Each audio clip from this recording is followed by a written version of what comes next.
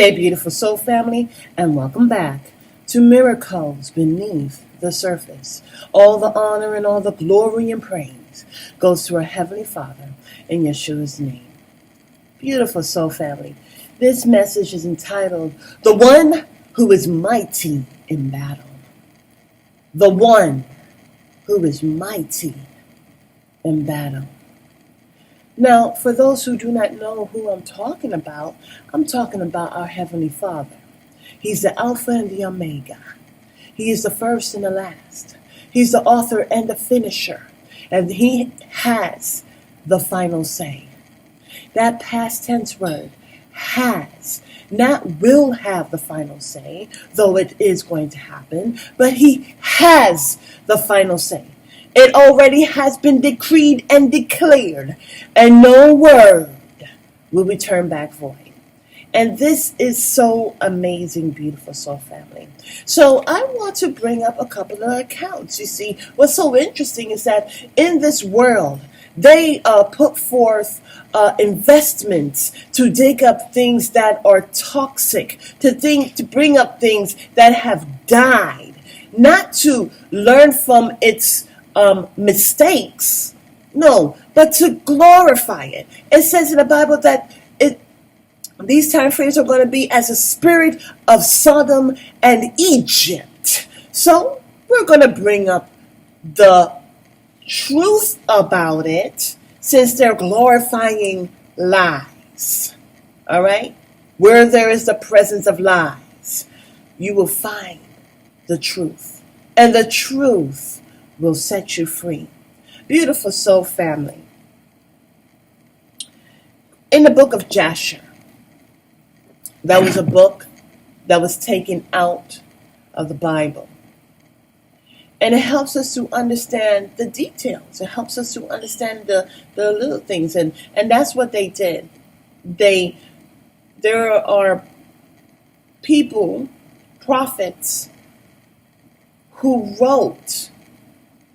And there are certain things that weren't put in. Then there were others that wrote.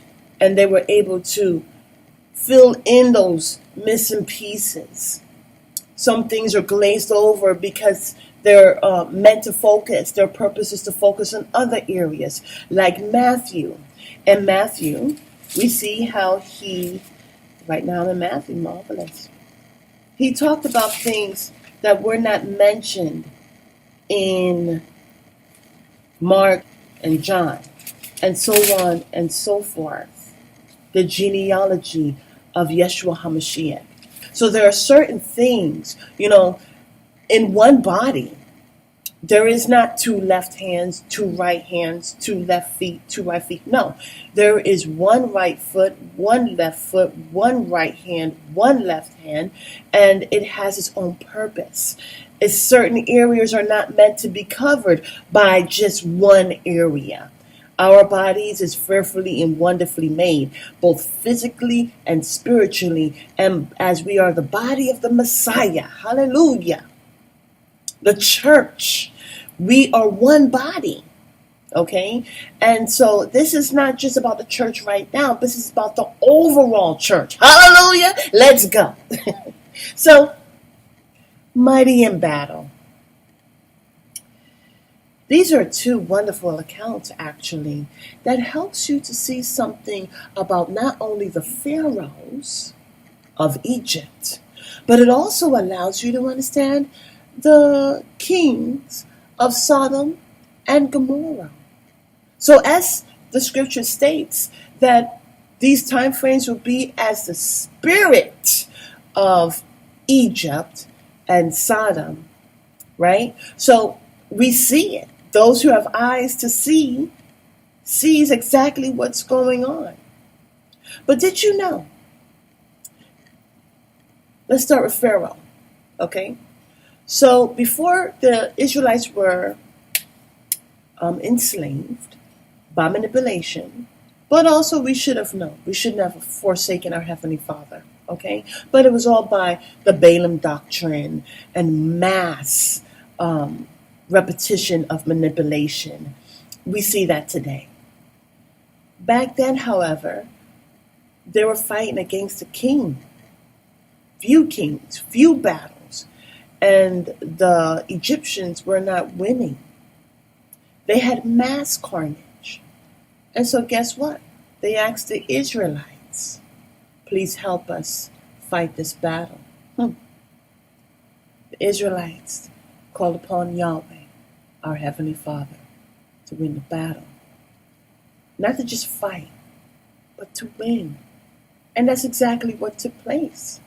Not one head of the Israelites were destroyed. Now, sadly enough, as the Israelites were thick in battle, do you want to know what the pharaohs did? What the Egyptian soldiers did? Well, they ran. They ran and they hid themselves. As the battle was over and the Israelites came back, they came upon some Egyptians and they got slaughtered. And whatever survived ran back to Egypt. After that appointed time, the Egyptians the pharaohs became very fearful. And instead of being thankful, the word comes to mind, indignant. Okay? And so, sadly enough, they decided to concoct plans to enslave the Israelites. Now, the thing about it is that it was God, our Heavenly Father, winning these battles. But the Egyptians couldn't see that. See, they were relying on their gods, their false gods, their statues that they erected, right? But when we cry out to our Heavenly Father, we are saved and we win those battles. Next account is with the King Sodom and King Gomorrah. Abraham's nephew Lot and his family. Okay, Lot was taken as they were in the kings of Sodom and Gomorrah were engrossed with a battle with another king, and they could not win it. I believe it was like close to 10 years. It was crazy. And by the means of Abraham and his servants was like a whole army. They went in by the grace of Yahweh and defeated it. This battle that took a long time, when Abraham came in just to save his nephew, he also was able to save other women and children. At that appointed time, the king of Sodom and Gomorrah were grateful and they wanted to pay Abraham. And we all know this because, either you heard it somewhere in your life, but I've also stated it on my on Miracles Beneath the Surface, that Abraham told him, you could pay my servants, but you can't pay me, lest you say that you made me rich. Okay? And so at that point in time, really, the one that won the battle becomes the king. Okay? But anyways, Abraham gave the women and children back to Sodom and Gomorrah. Do you think Sodom and Gomorrah, the kings, decided to rule with righteous authority? And the answer is no. And so later on, they're destroyed, okay, by sulfur and fire. So, beautiful soul family, we are seeing how Sodom, the kings of Sodom and Gomorrah, they couldn't fight their battle. Abraham came in by the grace of Yahweh, by the strength and the support of Yahweh, and was able to win that long battle, okay? And with Pharaoh and Egypt, they couldn't win that battle. There was mass carnage, and they asked for the help of the Israelites. By the grace of Yahweh, his support, the Israelites were able to conquer and win.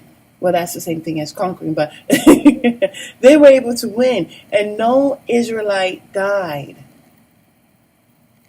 We're seeing today how, of course, they're not thankful because the children of God are being palmated by these actions of blasphemy. All we got to do is call upon the name of the Lord and be saved. And they know that. And that's why they utilize the Balaam doctrine to bring forth a separation Not just a separation in families, but a separation from a Heavenly Father. So, beautiful soul family, as long as we cry out to our Heavenly Father, we shall be saved. Have a beautiful and wonderful day. God bless.